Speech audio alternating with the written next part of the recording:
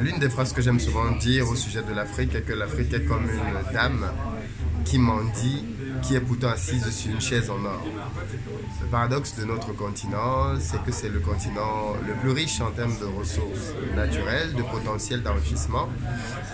Et malheureusement, dans la vie quotidienne, on ne voit pas tout ce potentiel manifesté. L'un des domaines dans lequel on peut clairement voir qu'il y a une grosse absurdité en Afrique, c'est celui de l'agriculture et de l'élevage. Parce qu'aujourd'hui, malgré tout le potentiel naturel, le pourcentage de terres arables, la main-d'œuvre disponible, on a quand même encore aujourd'hui beaucoup de pays qui achètent à l'étranger le strict nécessaire, le strict minimum pour se nourrir. On achète de l'huile, on achète du riz, on achète de la farine, de blé, on achète du maïs, on achète du poulet, du poisson, du porc, de la viande de bœuf. Et clairement, il faut le dire, c'est inacceptable. C'est inacceptable qu'un continent avec autant de potentiel, autant de ressources se retrouve à survivre grâce aux producteurs d'autres pays dans le monde entier. Et ce problème-là, il est la base, parce que c'est avec l'agriculture qu'un pays fonde son développement. Et si on ne se développe pas au niveau de l'agriculture, malheureusement, la base du développement est visée. La bonne nouvelle, c'est que des jeunes comme moi et d'autres d'ailleurs ont décidé de s'attaquer à ce problème-là. Et aujourd'hui, dans cette interview, je vais vous faire écouter deux jeunes hommes que j'ai rencontrés le 1er février 2020 en Belgique lors de ma formation sur place, qui sont des jeunes passionnés d'Afrique. Et on va voir aujourd'hui ensemble comment est-ce qu'ils ont décidé d'orienter leur passion pour le continent afin qu'elle leur serve à contribuer à changer les choses sur place. Donc on va dans un premier temps parler avec Samuel, l'un d'entre eux, et ensuite avec Dylan, le deuxième. Aujourd'hui on est à la Caféothèque de Paris. Ce sont des jeunes qui ont décidé de s'attaquer au problème du café. Parce que le café, comme on va le voir aujourd'hui, est un produit très consommé partout dans le monde. Malheureusement, l'Afrique, là aussi, possède l'un des tout meilleurs cafés au monde, mais ne le distribue pas assez. Et Samuel et Dylan ont décidé de s'attaquer à ce problème-là en allant chercher du café sur place pour l'amener à l'étranger, mais surtout avec une philosophie différente, une philosophie qui consiste à dire que le café doit profiter aux Africains et aux producteurs, parce que malheureusement le café c'est l'une de ces cultures dans lesquelles les producteurs vivent dans une galère absolue, alors que le café est revendu très cher dans le monde. Cette logique-là est vraie pour le cacao aussi. Donc aujourd'hui je suis avec Samuel que je vais vous présenter tout de suite. Salut Samuel. Bonjour tout le monde. Ça va? Ça va très bien, merci. Bah écoute, merci beaucoup d'avoir accepté de faire l'interview avec nous. Est-ce que tu peux te présenter déjà pour ceux et celles qui ne te connaissent pas encore? Moi je me présente, mon nom c'est Samuel Mouchobeke, j'ai 37 ans, je suis congolais d'origine et j'habite aux Pays-Bas. Très bien. Et qu'est-ce que tu fais dans la vie? Moi je suis banquier de trésorerie, je travaille dans une banque à Amsterdam et ce que je fais en fait c'est la gestion des capitaux, d'investissement et les flux et les trésoreries en fait. Donc donner des avis à des multinationales, comment gérer l'argent, c'est ce que je fais en fait, en grosso modo.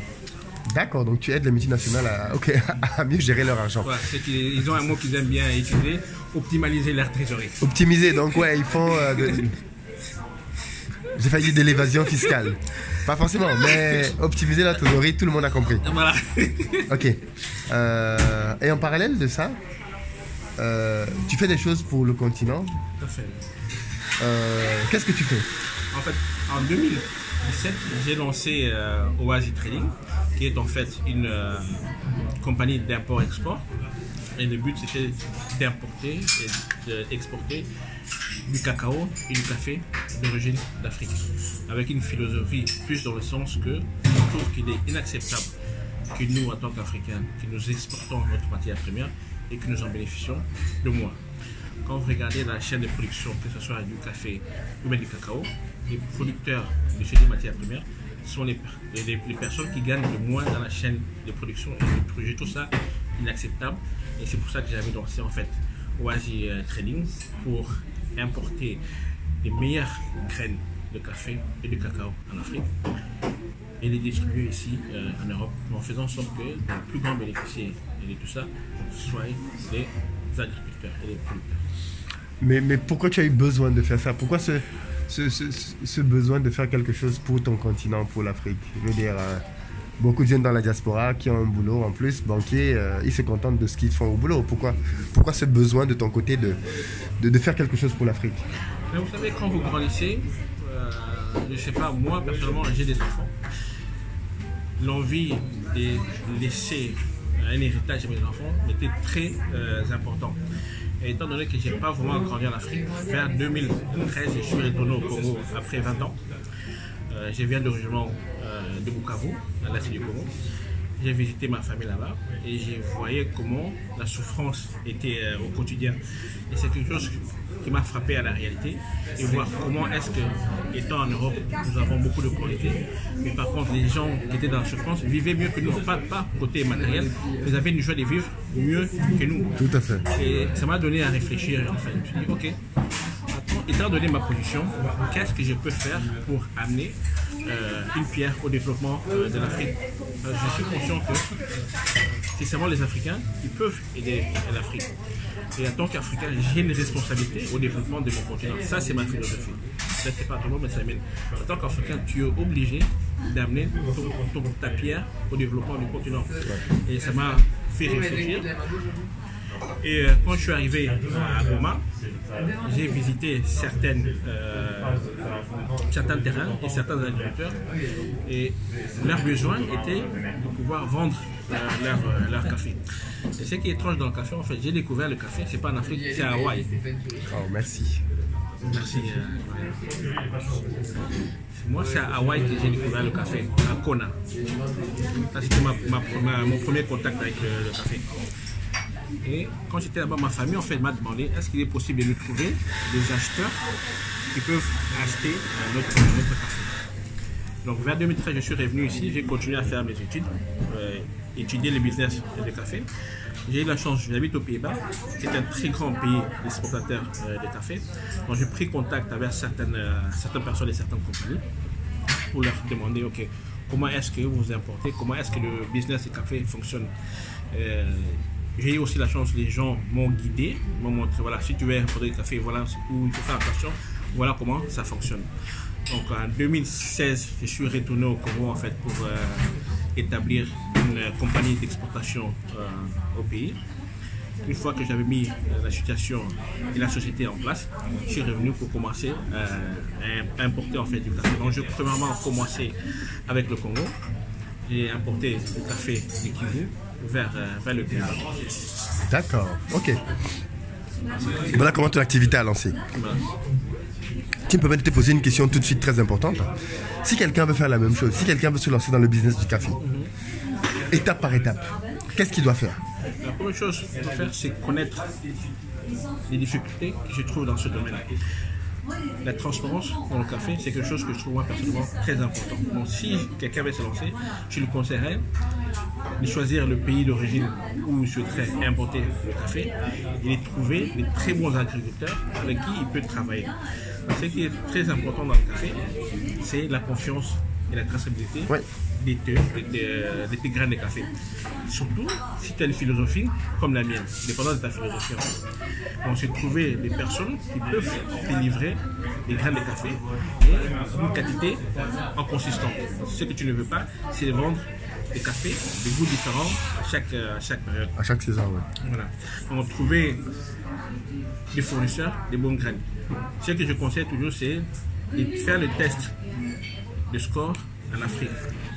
Une fois que vous avez trouvé des producteurs qui peuvent vous produire du café, dépendant de la quantité que vous voulez exporter, de faire le test directement en Afrique pour voir à quel score est votre café et comment est-ce que vous pouvez le promouvoir ici en Europe.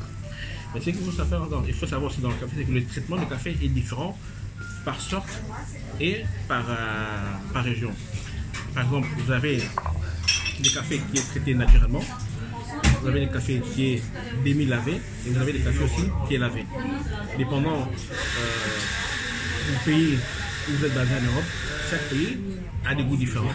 Par exemple, aux Pays-Bas, ils aiment le café lavé et le café naturel, c'est le café qui se vend le plus. Donc, la première étape, c'est de trouver un bon producteur qui peut vous fournir du bon café, un goût consistant. Deuxième étape, c'est d'établir une liaison de distribution. C'est-à-dire, si dans votre pays, vous pouvez importer sans avoir une base au pays, c'est très bien. Mais ça demande d'avoir un fournisseur de confiance.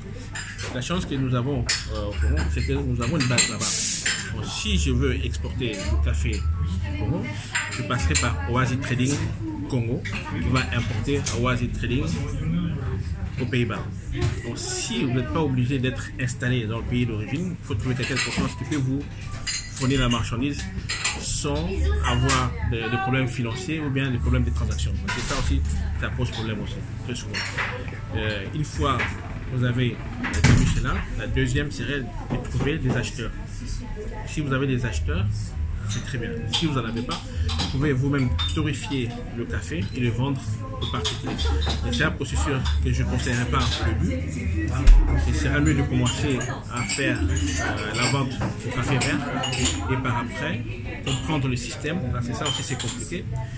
Et après, la dernière étape serait passer à la torréfaction de votre café pour pouvoir lancer votre propre marque sous votre propre label. D'accord. Et toi, bien évidemment, tu es passé par toutes ces étapes-là. Tout à fait. D'accord, ok, très bien. Le 1er février, tu es venu à la formation Investir au pays en Belgique. Pourquoi tu es venu à cette formation? En fait, quand j'ai commencé mes affaires, en 2016, il me manquait quelque chose en fait. La chose, c'était une confirmation interne que j'étais sur la bonne voie. Je dis toujours, il faut avoir beaucoup de personnes qui te conseillent, mais c'est ta voie interne qui te conseillera le mieux. Voilà. Donc, il y avait une voix interne qui me disait il faut partir voir Philippe. Je ne sais pas pourquoi, mais il y avait une voix interne qui me disait il faut partir voir Philippe. Donc, j'ai pris la formation et je suis parti le 1er février. Mais en arrivant à la formation, je savais exactement ce que je devais faire. Mon plan était déjà tracé, mais j'avais besoin de cette confirmation-là. Et c'est la confirmation que j'ai réussi par Investir au pays, qui me confirmait voilà, que je suis sur la bonne voie, continue à faire ce que tu as entendu. D'accord. Et puis, à cette formation-là, tu as fait la rencontre de Dylan, tout à fait, qui est aujourd'hui ton associé, qu'on va apprendre tout à l'heure. Comment s'est fait la rencontre et comment en êtes-vous arrivé à décider de travailler ensemble au point de créer une société aujourd'hui pour faire du business du café ensemble? Ouais. Donc, pendant la formation, quand je suis arrivé, j'ai croisé beaucoup de personnes. Mais la seule personne qui m'avait intrigué, c'était Dylan, parce qu'il parlait de café, quelque chose que moi, je faisais déjà. Et après la formation, on a eu à s'échanger, on a partagé des idées et des philosophies. Et on s'est rendu compte que nous avions la même philosophie et les mêmes idées en fait. Quand Dylan m'a informé qu'il allait prendre une formation de torréfaction à Paris, je lui ai dit que c'était une très bonne chose, un très bon premier pas. Et il a pris sa formation, après il est parti au Cap-Vert. C'est quand il était au Cap-Vert, il était parti pour 2 semaines. Et le but, en fait, c'était de retourner, de ramener du café pour pouvoir le tester. Et avec le confinement, il est resté plus longtemps que prévu. Donc on a eu le temps de bien établir votre relation, d'établir les relations et de voir comment nous pouvions travailler ensemble. Et pendant la formation, Dylan aussi, il savait ce qu'il voulait. Il avait besoin d'un coup de pouce. Donc je lui ai conseillé, partager avec lui mes connaissances, mes contacts et surtout voir comment est-ce qu'il pouvait mettre en place ses idées et comment est-ce que le business de café pouvait bénéficier aux agriculteurs au Cap-Vert. Donc en son retour, nous allons continuer à discuter et c'est finalement hier qu'on a établi en fait la relation de travail officiellement. Ok. Et aujourd'hui, on est à la caféothèque à Paris. Pourquoi vous avez choisi la caféothèque pour faire tester votre café? Et puis pourquoi c'est important de faire tester son café? C'est très important en fait pour le café de spécialité, spécialement. Ça veut dire quoi, café de spécialité? Non, on appelle un café de spécialité un café qui a un score entre 80 à 100. Café de haut gamme en fait, d'un goût supérieur, c'est ça qu'on appelle un café de spécialité. Donc, tu ne peux pas avoir un café de spécialité sans l'avoir testé, c'est impossible. Donc, si tu ne connais pas les scores de ton café, tu ne peux pas l'appeler un café de spécialité. Ce que nous sommes en train de faire ici, en fait, c'est de tester les scores des cafés. Si le score est au-delà de 80, c'est ce qu'on appelle un café de spécialité. Si le café est au-dessus, on appellera ça un café normal. D'accord. Et j'ai vu le score tout à l'heure de certaines personnes, on a plus de 91. Voilà, ça c'est un très bon score en fait. C'est un très bon score. La majorité des cafés, tu es entre 80 à 96. Voilà. il y a très peu de cafés qui dépassent les 96 à 100. Ça, de ma carrière dans le café, j'en ai vu très peu. C'est seulement le café d'Éthiopie qui a atteint ce genre de score. D'accord. Alors, qu'est-ce qui fait qu'un café soit très bon alors? Parce que tu as dit qu'il faut trouver des producteurs, mais Oui. comment dès le départ on sait que son café va être très bon ou pas bon ou moyen? Dans les grains de café, il y a plusieurs types. Il y a le Robusta et l'Arabica. Le Robusta est un café qui pousse à basse altitude. Oui. Et le Arabica est une graine qui pousse seulement à une altitude qui dépasse de 800 à 1000 au plus. Ce qui fait le goût des graines de café, c'est premièrement l'altitude, le sol et la manière dont le café a été traité. Est-ce que ça a été lavé? Est-ce que ça a été traité naturellement? Ou bien ça a été semi-lavé? Donc c'est ça qui déterminera en fait le goût de votre café. Donc le sol dont l'arbre de café a poussé, son environnement détermine en fait son goût final. D'accord. D'accord, ok. Très bien. Du coup, le Cap-Vert, parce que là, Dylan est capverdien.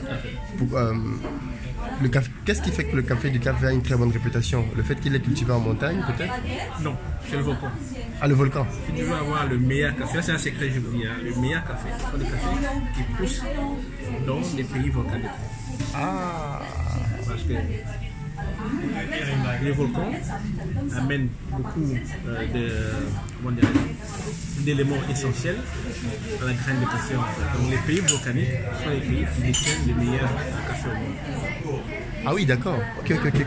Et donc comme le Cap-Vert étant un pays volcanique. Ok. Alors, par rapport à ce projet-là, aujourd'hui vous avez commencé par déterminer donc le pays, déterminer les cultivateurs avec qui vous allez travailler. Dylan est parti. Il a pris du café sur place. Donc il a acheté du café, une 30aine de kilos. Il a ramené. Vous avez fait votre test aujourd'hui. C'est quoi les prochaines étapes? Les prochaines étapes, c'est de déterminer une fois que le score est fini. La prochaine étape, c'est ça, retourner au Cap-Vert et commander une plus grande quantité en fait, pour pouvoir les torréfier et les distribuer aux hôtels ou bien aux particuliers. Et qu'est-ce qui va se passer quand vous allez distribuer? Vous amenez les notes? Non, les notes sont des choses qu'on publie sur le site. Une fois le café ramené et torréfié, c'est vendu majoritairement aux hôtels et aux restaurants et une petite partie aux particuliers. D'accord, donc les hôtels connaissent, j'imagine, la valeur des cafés alors? Les hôtels de haut de gamme, oui. Les hôtels haut de gamme, les hôtels à qui nous vendons connaissent les qualités du café qu'ils recherchent aussi. Tout à fait. Qu'est-ce qui vous laisse penser que ce business-là va marcher? C'est un business qui marche pour Safari Coffee. Ça fait déjà depuis 2016 que je suis dans le café avec Oasis Trading. J'ai lancé ma marque de café en 2017, Safari Coffee. C'est une coffee. Où est-ce qu'on trouve ce café-là? Nous avons un site internet sur lequel nous vendons notre café. Et le site c'est safaricoffee.nl. Safari Coffee en anglais, bien sûr. Nous vendons beaucoup de café. Vous livrez partout en Europe? Oui, partout en Europe. Donc nous vendons beaucoup de café, majorité aux hôtels et aux restaurants, et une petite partie, comme j'avais dit, aux particuliers. Donc ça fait ses preuves côté vente, et c'est quelque chose que nous comptons continuer à faire. Donc en fait c'est ça, avec le nouveau produit que vous allez ramener, ça va juste être un produit de plus dans votre gamme. Voilà, tout à fait, oui. Nous avons dans le continent africain, nous avons en ce moment la RDC, le Burundi, le Rwanda, le Malawi, la Tanzanie et l'Éthiopie. D'accord, c'est vraiment l'Afrique de l'Est alors. Hein. Ok, d'accord, très bien. Oui, c'est vrai en plus, ok. Parce que c'est des zones quand même assez montagneuses aussi, voilà. ces pays-là. Mais ce qui est vrai aussi, ce que je dois dire, c'est que nous livrons aussi beaucoup de café en Afrique.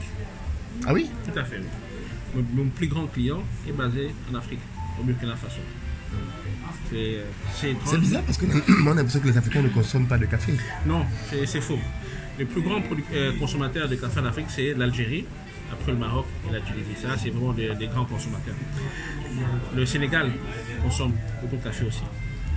Le Mali peut-être? Le Mali aussi. Et le Ghana. Mais mon plus grand acheteur, il est basé au Burkina Faso. Et à partir du Burkina, nous distribuons du café dans les zones d'à côté. Et nous sommes aussi basés au Sénégal, là où nous avons un centre de distribution pour nos cafés aussi. Et au Ghana un petit peu. Est-ce que c'est une activité rentable? Oui. La rentabilité, en fait, ne se trouve pas dans l'agriculture en soi, mais dans la torréfaction, dans le plus-value. En fait. Ok. Et ce que nous essayons de faire, c'est en fait d'avoir une relation faire, ce qu'ils appellent, avec les agriculteurs, de faire en sorte que nous les rémunérons d'une manière raisonnable pour qu'eux aussi ils puissent en gagner et en bénéficier de leur production. Ça, c'est un gros problème en Afrique, non? Le fait que ceux qui produisent café et cacao sont dans la misère. Alors Tout à que fait. Et ça, c'est vraiment l'un des chevaux de bataille que vous avez voulu attaquer. Voilà, parce que quand vous regardez en fait dans la chaîne, que ce soit dans le café ou dans le cacao, les gens qui en bénéficient le plus sont les traders. Les gens qui importent les conteneurs par conteneur. Et ce que nous voulions faire en fait, c'est se focaliser en petite quantité, en faisant en sorte d'avoir les meilleures qualités en graines, pouvoir rémunérer ces personnes-là aussi à un prix raisonnable et pour que ce soit gagnant-gagnant pour toutes les parties prenantes. Parce que ce qui n'est pas le cas en ce moment. Et quand vous regardez en fait la vie que les agriculteurs mènent, c'est misérable. C'est quelque chose que nous voulions combattre. Et la meilleure manière de le faire, c'est au lieu d'importer ou bien d'acheter par les traders, c'est d'acheter directement chez les producteurs. Comme ça, c'est direct, et puis ils sont récompensés d'une manière faire. D'accord, ok. Et puis on en arrive donc au dernier point. Comment tu expliques que, avec ton expérience dans le café, les Africains ne transforment pas leur café? Parce que on sait tous qu'un produit transformé vaut beaucoup plus qu'un produit naturel. Alors, quels sont les freins qui empêchent aux gens qui connaissent ce business, parce que tu n'es pas le seul qui connaît ce business, il y a des gens en Afrique qui ont beaucoup d'argent, pourquoi est-ce que les gens ne transforment pas le café sur place? Je dirais c'est le manque de connaissances. Pas de connaissances de la transformation, mais la connaissance de la valeur du café. C'est quelque chose qui en Afrique est très mal avancé et auquel les gens ne font pas vraiment attention. Le café est peu consommé en Afrique parce qu'il y a très peu de mélange. Quand les gens pensent au café, ils pensent seulement au café noir. Alors qu'il y a beaucoup de choses que vous pouvez faire dans le café, même dans la transformation. La cosmétique et dans la nourriture, on peut utiliser les cafés. Les Africains sont un peu qui ont beaucoup de matières premières, mais qui sont très peu utilisées parce qu'il n'y a pas une politique aussi derrière pour mettre ces produits-là en avant.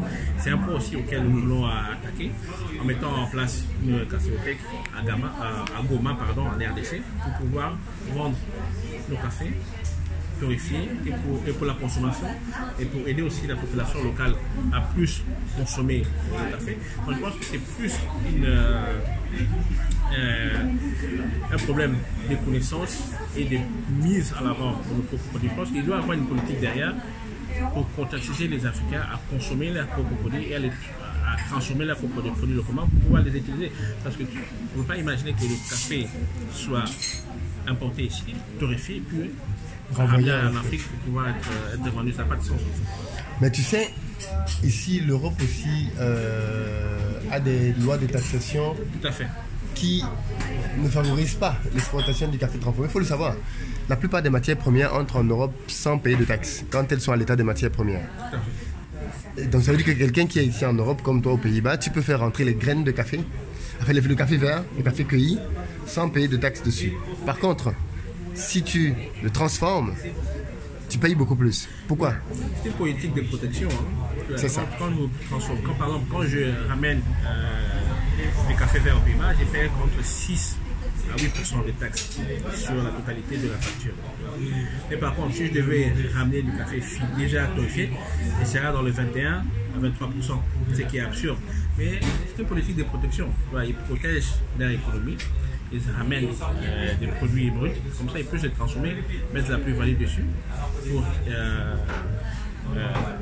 faire avancer leur économie. Et c'est ce que nous, en Afrique, on a très peu en fait des politiques de protection. Oui. De nos Tout le monde vient et il fait ce qu'il veut. Voilà, c'est un peu ça en fait. Donc c'est plus une question politique que quoi d'autre. Pour terminer cet entretien, qu'est-ce que tu as envie de passer comme message aux jeunes de la diaspora, ou même ceux qui sont sur place, qui peut-être ne rêvent plus assez, ou qui croient que tout en Afrique est mauvais, que rien ne marche? Est-ce que tu as un message pour eux? Ce que j'aimerais dire en fait aux gens de la diaspora pour commencer, c'est qu'on a beaucoup d'opportunités que nous avons ici en Europe. Il y a beaucoup de personnes qui aimeraient être à notre place. La chance que nous avons est énorme. Peut-être d'autres personnes ne le voient pas, mais il faut se regarder dans notre miroir et de voir les opportunités que nous avons et de les saisir. c'est le plus important en fait, c'est saisir et d'agir. Vous pouvez avoir des bons plans, mais si vous ne mettez pas des actions pour accompagner vos idées, vous allez aller nulle part. Les plans sont bons seulement s'il y a des actions qui vont suivre. Ça, c'est un. Et deux, n'attendez pas quelqu'un pour venir soutenir vos rêves si vous-même vous n'êtes pas prêt à le faire vous-même. Ça, c'est quelque chose que j'aimerais dire vraiment. Faites le premier pas, les gens vont vous trouver sur le chemin pour vous accompagner si vos idées sont bonnes. Ça, c'est un. Je ne peux pas rêver à vos places, mais peut-être je peux vous soutenir dans votre rêve. Si vous-même vous ne rêvez pas assez, ce n'est pas quelqu'un qui va venir soutenir vos rêves. Et ce que je dis toujours, c'est en fait, si vous donnez le pouvoir à quelqu'un de vous nourrir, c'est que vous donnez aussi le pouvoir de vous entraîner. Il faut qu'on se prenne en charge, de prendre nos propres destins en main et d'avancer. Les gens qui vont nous trouver sur le chemin, tant mieux. S'il y a personne qui nous trouve sur le chemin, continue toi-même et tu arriveras. Et dans le business, c'est toujours comme ça. C'est toi-même qui dois faire ton premier pas et les gens vont te rejoindre sur le chemin. Les gens qui sont basés en Afrique, ce que je dirais, c'est de rêver grand. L'Afrique, nous les Africains, en général, on ne voit pas grand. Un exemple, un Américain, quand il veut mettre quelque chose pour place, l'Américain ne voit pas de New York, par exemple. Il voit de coloniser le monde. L'Africain doit être un colonisateur économique. Si nous voulons évoluer, il faut qu'on pense d'une manière de colonisateur économique. Pour coloniser le monde financièrement et économiquement, c'est de rêver grand. On dit toujours, si ton rêve ne te fait pas peur, c'est que tu ne rêves pas assez. Donc, mieux rêver grand que de rêver petit. Il ne faut pas penser que l'Europe, c'est le paradis.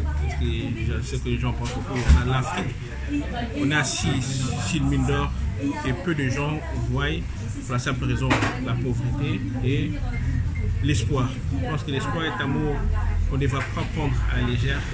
On doit donner espoir à la jeunesse pour savoir que ces continents-là, c'est nous-mêmes les Africains qu'on va les développer. Il ne faut pas attendre quelqu'un de le faire à notre place. Donc rêvez grand, ayez l'espoir à vous-même d'abord et à votre continent. Ne vous demandez pas qu'est-ce que l'Afrique a fait pour moi, mais plutôt qu'est-ce que vous, en tant qu'Africain, vous pouvez faire pour ce continent. Et l'Afrique a besoin de tout le monde. Tout le monde qui peut apporter une pierre est le bienvenu. Et je vous conseille de le faire. Et de penser à votre continent, de penser surtout à l'héritage que vous souhaitez laisser à votre famille et surtout à votre continent.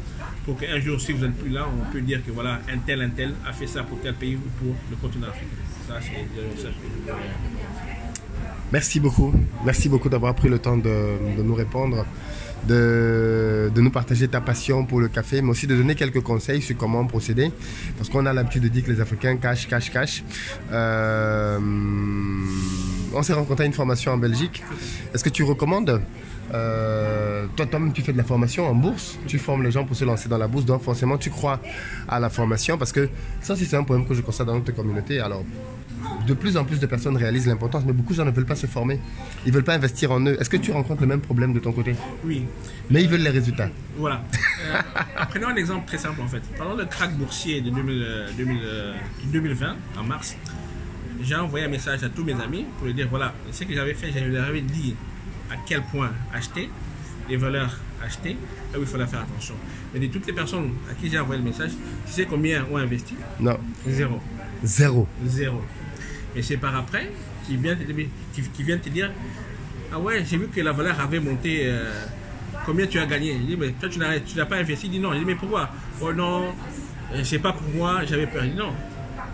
Moi je peux vous donner des informations. Parce que les informations que je donne sont des informations que vous pouvez trouver sur internet. C'est rien de magique de tout ça. Mais la seule chose que j'ai fait, c'est vous dire à quel moment rentrer et à quel moment sortir. Mais après tout, c'est à vous de prendre l'action et de le faire. Une formation, il ne faut pas penser que vous avez, parce que les Africains ont tendance à dire que je vais lui rendre riche. Si je fais une formation, c'est lui qui va en bénéficier. Et ça, c'est faux.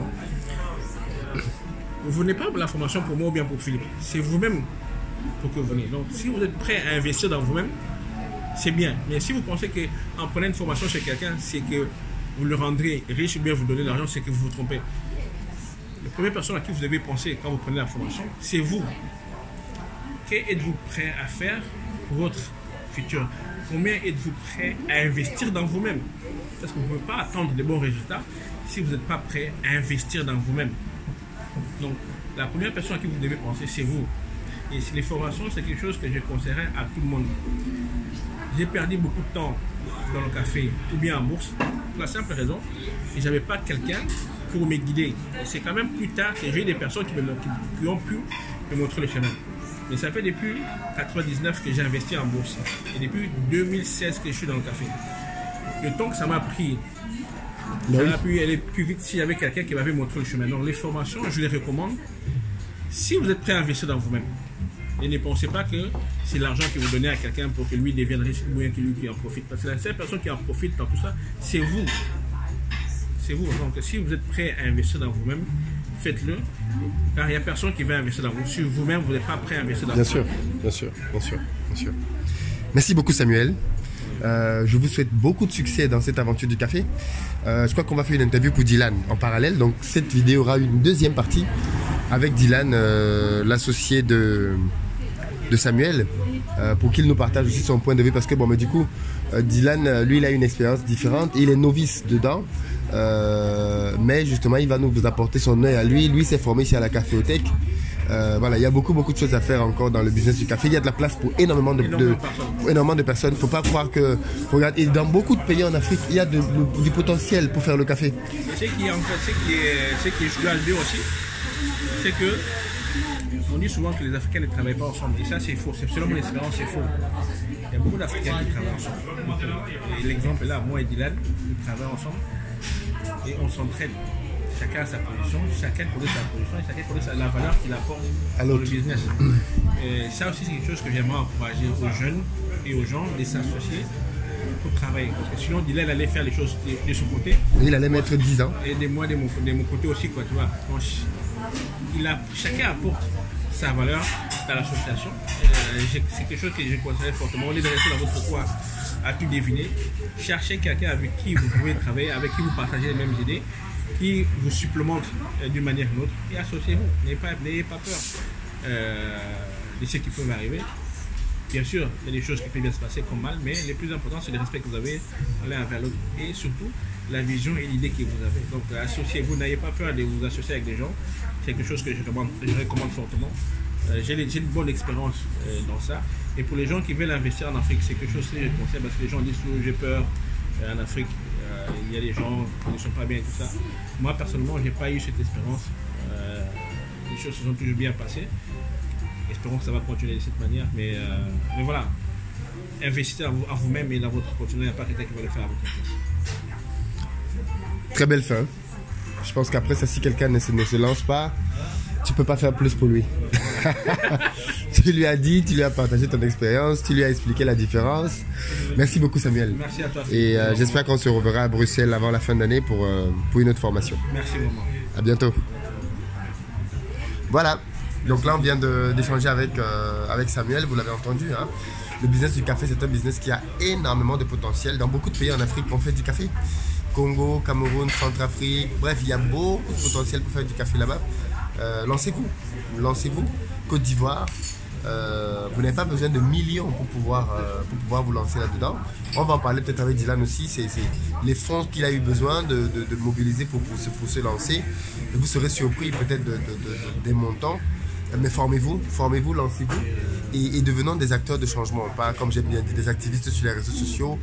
Donc l'activisme se limite à parler et à critiquer, mais soyons des acteurs parce que nous pouvons faire beaucoup plus de choses que nous ne le pensons. Et bien souvent, c'est nous-mêmes qui nous limitons dans les actions qu'on peut mener. Une fois de plus, merci à Samuel et je vous dis à très bientôt. Dites-moi dans les commentaires ce que vous en pensez. Est-ce que cette vidéo vous challenge? Est-ce qu'elle vous inspire? À quoi vous pensez quand vous écoutez tout ça? Est-ce que vous avez envie de vous lancer de votre côté aussi? Partageons tout ça et je vous dis à très bientôt. D'ailleurs, ça pourrait être intéressant de vous faire passer peut-être un dimanche sur la chaîne en direct avec Dylan. Comme ça, on parlera peut-être encore davantage de votre projet aussi et ainsi de suite. Ok. Merci, messieurs.